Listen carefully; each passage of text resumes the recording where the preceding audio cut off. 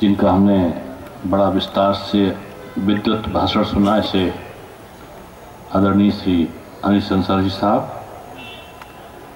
श्री राज्यपाल के एटीसी आदरणीय लव कुमार जी, जिनके कार्यक्रम में हम सब आए हैं, ऐसे जफर नबी साहब, अतर नबी साहब, उपस्थित बंधुओं। वास्तव में गांधी शिल्प बाजार का आयोजन लखनऊ के लिए और ख़ासतौर से शिल्पियों के लिए एक वरदान साबित हो, ये हम सबकी शुभकामनाएं हैं। कहाँ से शिल्प और हस्तकला का प्रारंभ हुआ, अगर इसका इतिहास हम जानना चाहें तो शुरुआती दौर को हमें देखना पड़ता है।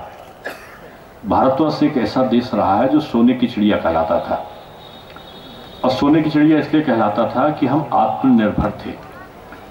और आत्मनिर्भर इसलिए थे कि हम छोटे छोटे उद्योग धंधों के माध्यम से अपनी रोजी रोटी स्वयं कमाते थे, और जो हमारे पास में विशिष्ट कलाएं थीं उनको दूसरे देशों के लोग हमसे आके खरीदते थे, चाहे कलाकृतियाँ रही हों, चाहे हस्त निर्मित शिल्प का सामान रहा हो, चाहे वस्तुएं रही हों, और उसके आधार पे हम सब लोग विभिन्न प्रकार के कार्यों को किया करते थे।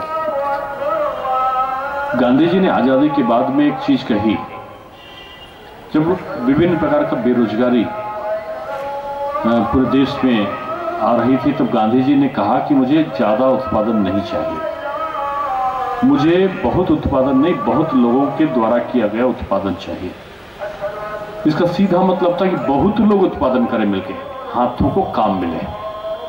और हाथों को काम कैसे मिलेगा? जब गांव-गांव, घर-घर लोग आत्मनिर्भर बनेंगे।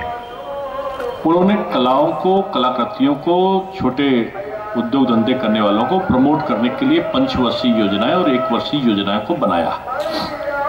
आज देश में जो स्थिति है, हम लोग 65% निर्यात कर रहे हैं छोटे उद्योग धंधों से, जो हमारा निर्मित वस्तुएं हैं उनका, यानी स्मॉल स्केल इंडस्ट्री में 65% का निर्यात कर रहे हैं। और आज विदेशी मुद्रा को प्राप्त करने का सबसे बड़ा साधन यही उद्योग है।